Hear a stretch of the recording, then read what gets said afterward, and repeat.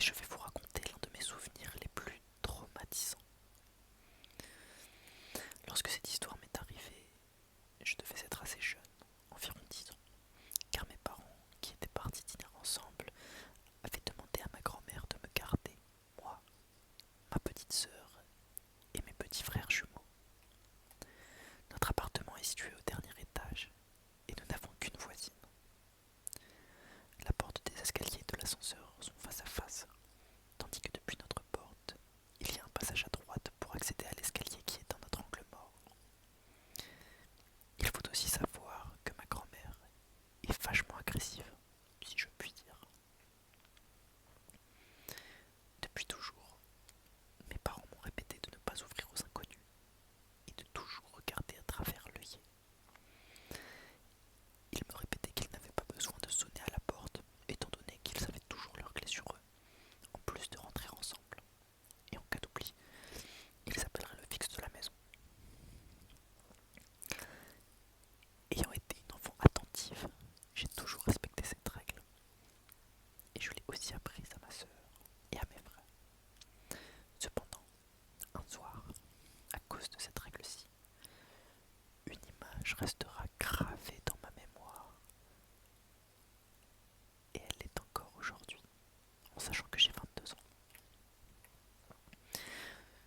Durant ce fameux soir, après avoir bien mangé et joué, nous étions tous dans notre salon à regarder la télé. J'étais donc au sol, devant, et tout le monde était assis sur le canapé. Après donc que mes parents soient partis, à peine quelques minutes plus tard même, la porte sonne. Confuse, je pensais qu'ils avaient oublié leur clé, étant donné qu'ils avaient sonné. Cependant, étant encore naïve, et à l'écoute, très à l'écoute même, je prends mon petit tabouret et je regarde à travers l'œillet. C'est là que je la vois, une silhouette, noire, capuchée, qui semblait fixée à travers l'œillet en sachant pertinemment que j'étais là. Pétrifié, je suis resté comme ça une bonne dizaine de secondes et je demandais qui est-ce sans obtenir de réponse. Apeuré, j'ai détourné le regard vers ma grand-mère qui a tout de suite compris que quelque chose n'allait pas. À ma grande surprise, elle est partie dans la cuisine avant de revenir me voir à l'entrée. Étant donné qu'elle est asiatique, avec un caractère bien à elle, et que le français n'est pas sa langue natale, elle m'a montré l'arrière de la porte et m'a tendu le plus gros couteau de la cuisine en m'ordonnant carrément de planter le bras de l'inconnu s'il le passait à travers la porte. Ne comprenant pas au début, elle ne m'a pas laissé le temps d'acquiescer. Elle a mis la sécurité de la porte avant de l'ouvrir et de demander pourquoi l'inconnu était là. Je ne me souviens pas de l'échange entre les deux. Je sais juste que ma grand-mère n'arrêtait pas de dire ouais, ouais, ouais, non, ouais, ouais, au revoir. Lorsqu'elle a refermé la porte et repris le couteau de mes mains, je suis resté là, choqué qu'un adulte me donne un aussi gros couteau volontairement. J'ai alors été prise d'une curiosité morbide à vouloir savoir qui était cet homme. J'ai remis le petit tabouret devant la porte pour regarder une nouvelle fois. Et c'est là que l'image restera à tout jamais gravée dans ma mémoire. L'homme s'était en effet rapproché de la porte et par extension de l'œillet. Il me fixait et continua de me regarder pendant plus de 2 minutes. Mais la chose la plus qui m'a glacé, le sang sur place, n'était pas cet individu qui restait devant ma porte. Ce fut plutôt le fait qu'il y en avait 2 autres, totalement inconnus. Plus tard, lorsqu'il avait lâché l'affaire, le premier inconnu a appelé l'ascenseur. Le regardant partir, j'attendais là. Et, sortant de notre angle mort, quelqu'un le rejoignit dans l'ascenseur, vêtu de la même manière. Ce deuxième inconnu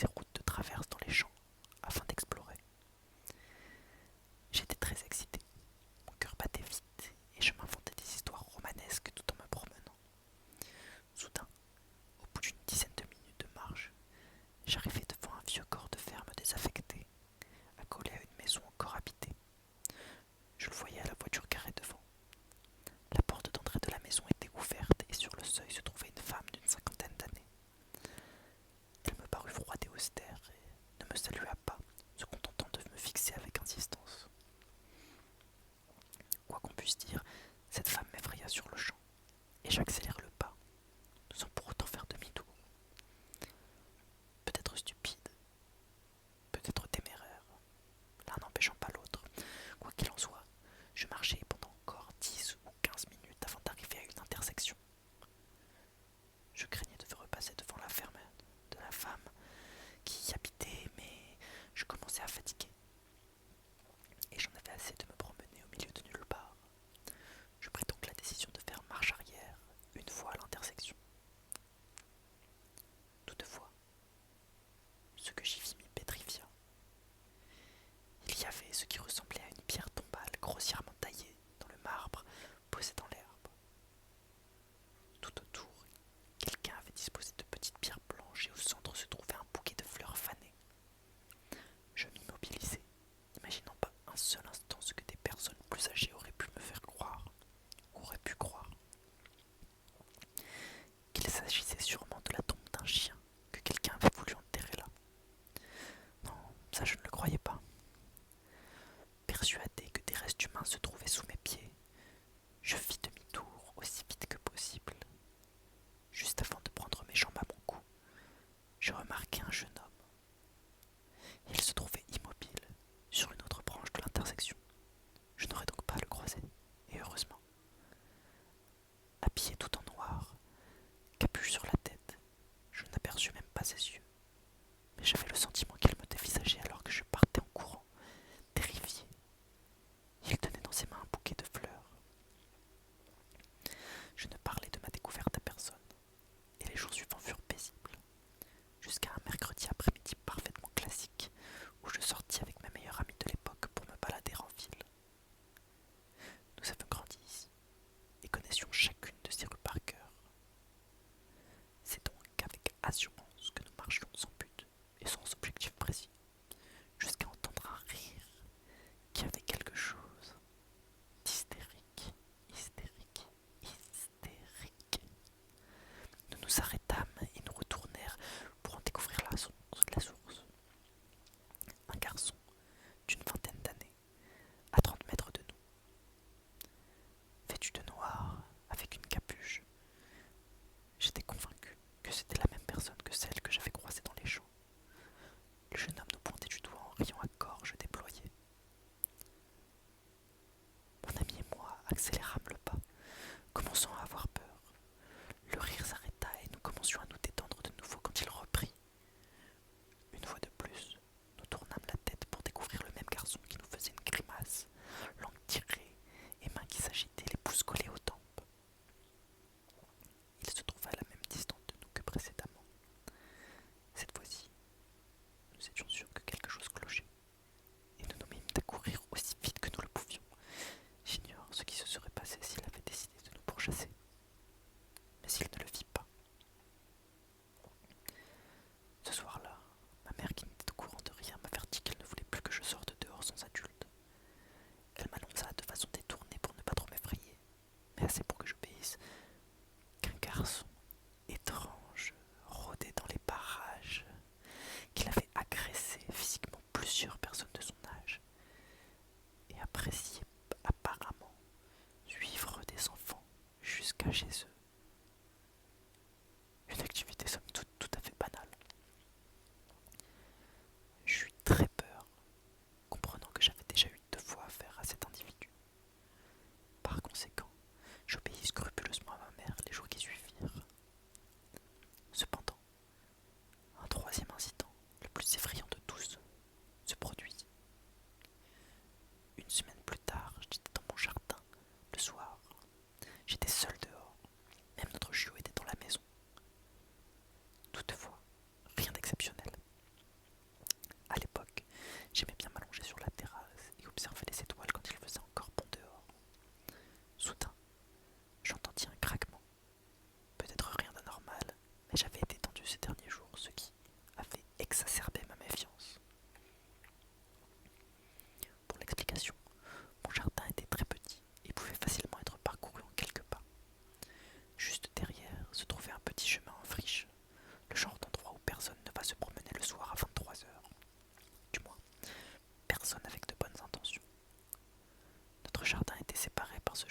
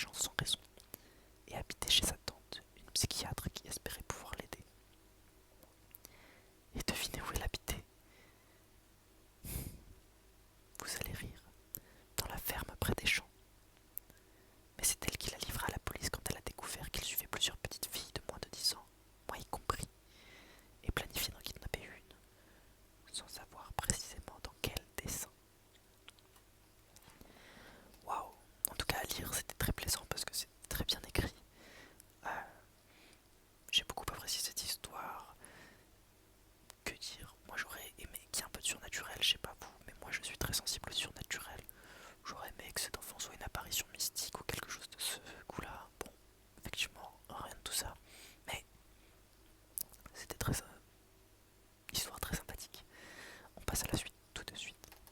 Et à la dernière histoire qui s'appelle La fille sale. Oh, c'est une longue histoire. L'histoire que je vais vous raconter ce jour est réelle. Et quand j'y repense, j'en ai toujours des frissons et des sueurs froides. Quand je la raconte, peu de gens me croient. Ils pensent que c'est impensable de vivre ça. J'ai aujourd'hui 25 ans et je suis prof dans un collège. Ce que j'ai vécu s'est passé à mes 19 ans.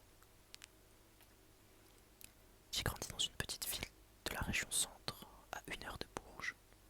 Je suis une fille assez timide et renfermée sur moi-même. J'ai subi pas mal de harcèlement au collège et au lycée. Ça allait de la simple insulte que l'on peut recevoir à être poussé sur la route au moment où le bus scolaire arrive. Oui, les gens sont bêtes quand ils sont jeunes. Et ça, je n'en ai jamais parlé à ma famille. Mes années lycée passent et vient le moment du bac. Je fais un bac littéraire que j'obtiens avec mention bien. J'en suis extrêmement fier. Année lycée enfin derrière moi, je commence enfin une nouvelle vie d'étudiante dans la ville de Poitiers pour suivre une double licence cursus d'histoire et psychologie. Je trouve rapidement un petit logement de 58 mètres carrés à moins de 10 minutes de l'université.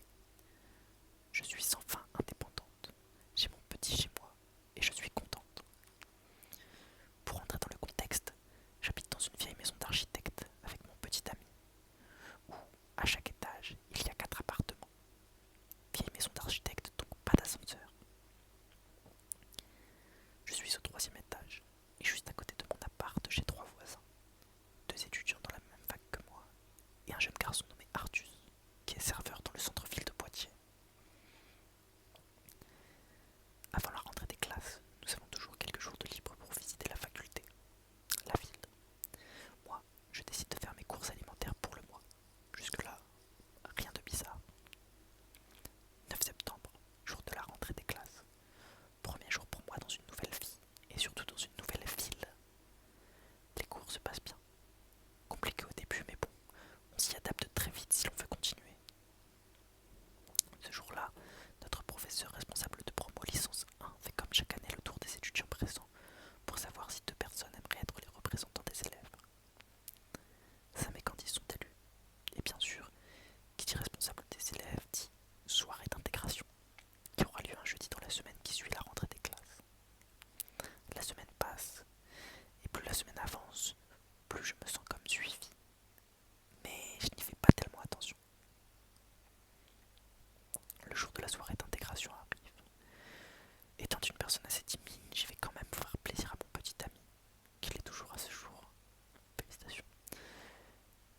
Mon petit ami est un étudiant en philosophie, pour être prof de philo, au moment des faits, mais il a voulu m'accompagner à cette soirée. La soirée se passe plutôt bien, et je fais la connaissance de Martha, une jeune anglaise qui est dans ma licence. On est toujours amis à ce jour. La soirée étudiante se termine assez tard, dans les alentours de 2h30 du matin. Heureusement que le lendemain, nous avons tous cours, seulement dans l'après-midi. Je suis une personne qui ne boit pas du tout d'alcool, mon copain non plus, et je le trouve très rassurant. Nous faisons donc le chemin retour pour rentrer à l'appart. Pour rentrer chez nous à ce moment-là, nous devons passer devant l'espace bar où il y a énormément de personnes bourrées. Mais moi, le seul truc que je fais à ce moment, c'est d'être sous la couette dans les bras de mon copain. Arrivé à l'appartement, nous trouvons la porte du rez-de-chaussée grande ouverte. À ce moment-là, on a pensé que c'était un des locataires ou le propriétaire qui avait mal fermé la porte du bas. On n'y fait pas tellement attention, car je suis claqué, et clairement, il me faut au moins 7 heures de sommeil pour être en forme. En montant les escaliers, à chaque palier, j'entendais des chuchotements, au début inaudibles, mais plus on montait, plus on les entendait. Les chuchotements n'étaient pas des chuchotements,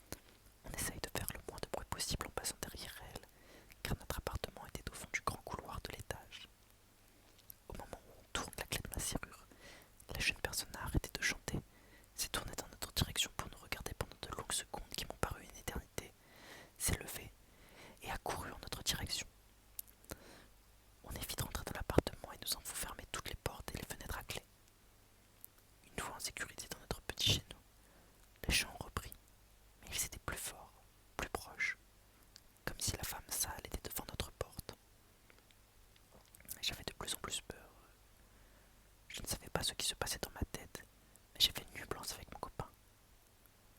On pouvait entendre la jeune femme tambouriner sur notre porte. Le lendemain, plus personne que nous sommes sortis de l'appartement pour aller en cours. Mais au pied de la porte, nous avons trouvé une rose fanée et des traces de griffes sur cette dernière. Je n'ai pas pris cela à la légère et j'ai demandé à mon copain de m'accompagner au poste de police qui n'était pas très loin de l'immeuble où nous habitions. Nous avons donc expliqué tout ce qui s'est passé à la policière qui nous a rassurés et nous a dit qu'ils feront des rondes dans le quartier et que c'était sans doute une personne qui s'était perdue.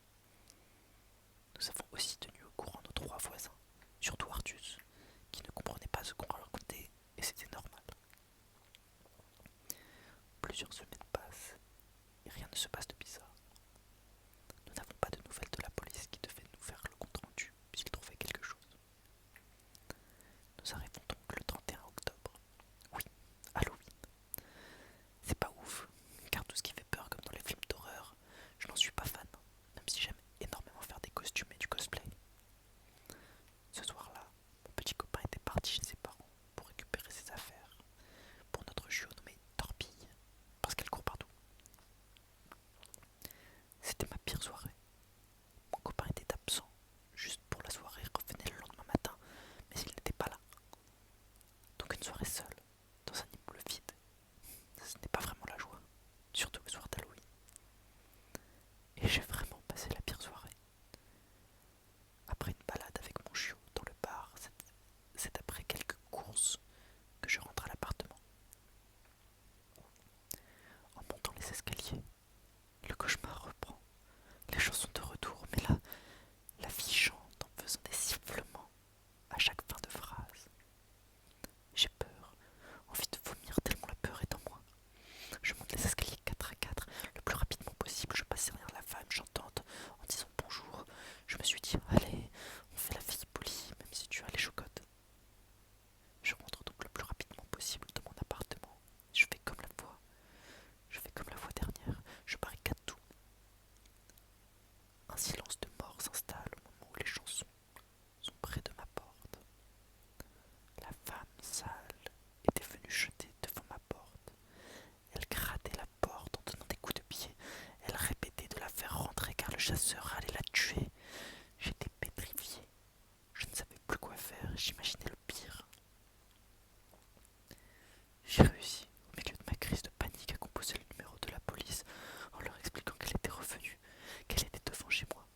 Elle hurlait de plus en plus jusqu'à hurler les lettres de l'alphabet.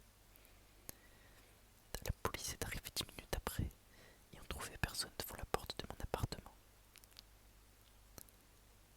Je remercie la femme au téléphone et j'ouvre à la police. C'était la policière qui m'avait prise en charge quand je suis allé au poste.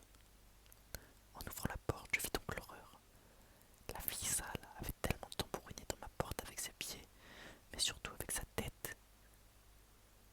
Et le haut de la porte avait des taches de sang, comme si elle avait frappé avec son front contre le bois blanc. J'étais apeuré par la scène, terrifié, traumatisé. La police n'a jamais donc retrouvé cette femme, mais en faisant des prélèvements avec le son de la porte, et même en faisant avec des prélèvements avec le son de la porte, ils n'ont jamais trouvé une correspondance avec quelqu'un ayant cambriolé et tué une femme dans une autre ville. C'est précis pour ne pas avoir trouvé de correspondance.